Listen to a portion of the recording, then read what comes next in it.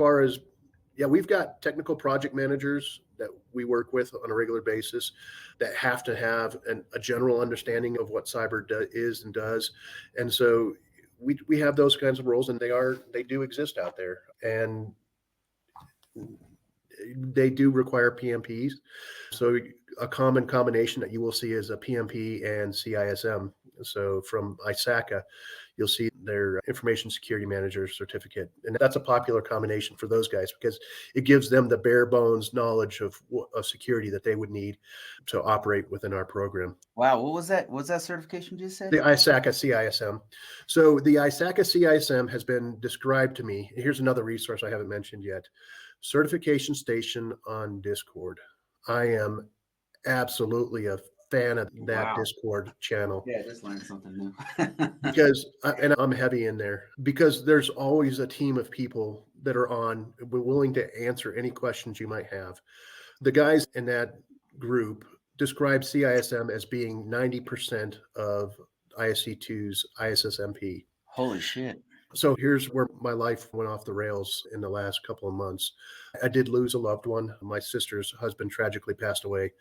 And what my study plan for the ISSMP was to take CISM a week ahead of ISSMP.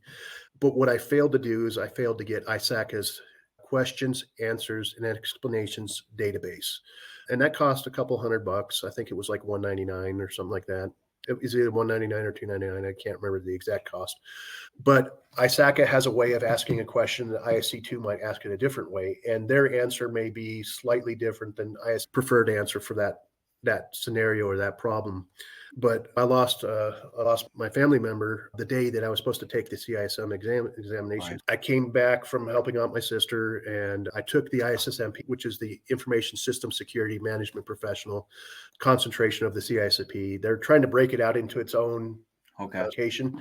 And when I took that exam, I knew what every single question was asking me. There was none of the ambiguity that I felt that existed in CISSP. I passed that exam, I passed that certification, but when I finally got the authorization to retake the CISM that I missed, unfortunately I didn't make it, but I was pretty close in all the areas. And so I will utilize their QAEs, it's called, questions, answers, explanations, next time I take it. I just wasn't prepared because of everything that was going on in the last 2 months, really.